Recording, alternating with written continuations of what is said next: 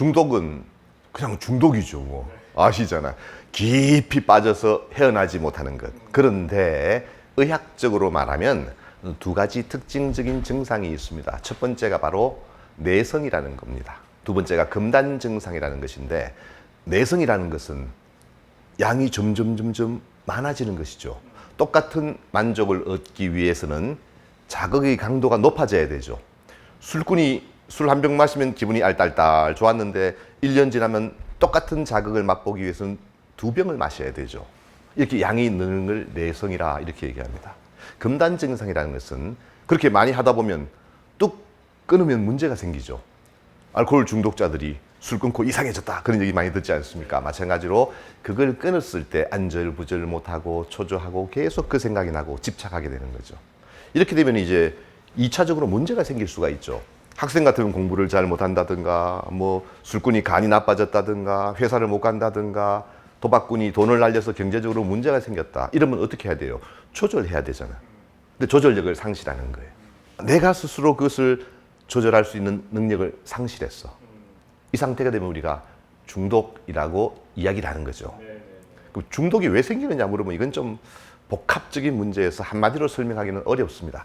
타고나는 생물학적인 그런 취약성들이 일부 있습니다. 약간 유전적인 소질이 있는 경우도 있고요. 이게 어린 시절의 환경과 뭐 성격, 또 정서적인 측면, 이런 것들이 전부 복합적으로 작용해서 중독에 빠지게 되는 거죠. 그 취약성을 타고났지만 환경적으로, 정서적으로 뭐 아주 안정이 되어 있다. 그러면 그게 발현되지 않을 수도 있는 것인데, 이런 것들이 이제 복잡하게 얽혀 있는 것입니다.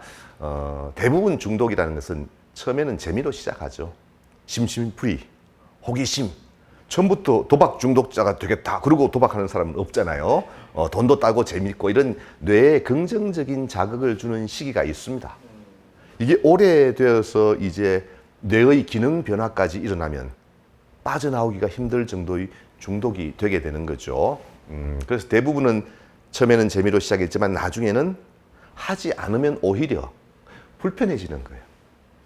술꾼이 처음에는 술이 좋아서 마셨지만 나중에는 안 마시면 불편해져서 또 술을 찾게 되는 거예요. 이런 현상들이 벌어지게 되는 것입니다. 불안과 중독이 연관성이 있는가? 예 라고 대답하면 맞을 것 같습니다. 대표적인 것이 술이죠. 자, 술을 마시면 불안이 줄어들까요? 당연히 줄어들죠. 술 마시면 기분도 좋아지고 릴렉스가 되고 편해지잖아요. 통제력도 풀리게 되고. 이게 함정이에요. 술이 불안을 줄여주는 것은 맞습니다. 10이라는 불안이 술을 마시면 5가 되죠. 문제는 술 기운이 떨어질 때쯤 되면 다시 10이 되죠. 본인이 느낄 때는 술 떨어졌을 때 이렇게 올라가는 불안이 더 크게 느껴집니다. 또 불안하죠. 어떻게 해야 돼요? 또 마셔야 되죠. 이게 이제 함정인 거예요. 일시적으로 술이라든가 이 중독성 물질들이 불안을 줄여주는 역할을 하는 건 맞는데 길게 가지 못하는 거예요. 약으로 치면 아주 질이 떨어지는 약이라고 생각하시면 돼요. 그래서 우리가 중독자를 보면 불안이 우선이 되어서 중독에 빠지는 경우도 있고, 중독이 우선이 되어서 불안해지는 분도 있습니다. 예를 들면 알코올 중독자 가운데 공황장애나 공포증 환자의 비율이 대단히 높거든요. 술의 후유증으로 공황장애, 불안 발작이 오는 거예요. 반대로 사회공포증 같은 경우는 사람만 만나면 불안해, 긴장돼. 근데 술만 마시면 말도 술술 나오고 대화가 편해지거든요. 2차적으로 술을 마시고 나중에 중독이 되는 경우도 있죠. 이제 술이 먼저냐, 불안이 먼저냐, 사람마다 다르고 병마다 좀 다르지만 이 두 가지가 혼재되어 있다고 보시면 맞을 것 같고요. 문제는 술이 자기 치유 효과가 있죠. 오래 못 가니까 다시 또 중독 사이클에 빠지게 되는 악순환이 되게 됩니다. 불안이 높으면 잠도 잘 못 자는 경우가 많아요. 그럼 술은 잠에는 도움이 될까요? 술은 잠에 도움이 됩니다. 그런데 결과적으로 술은 잠에는 쥐약이라고 생각하시면 됩니다. 자, 잠을 자기 위해서는 몸도 마음도 완전히 풀려야 되죠. 근데 술을 마시면 긴장이 줄어드니까 잠에 잘 들어가는 것처럼 느껴지는 거예요. 잠은 1단계의 얕은 잠에서 3, 4단계의 깊은 서파 수면으로 이루어져 있어요. 불행하게도 술이 도움이 되지만 깊은 서파 수면을 박탈시켜 버립니다. 잠의 질이 뚝 떨어지죠. 또 술 기운은 대개 한 4시간 정도밖에 안 가거든요.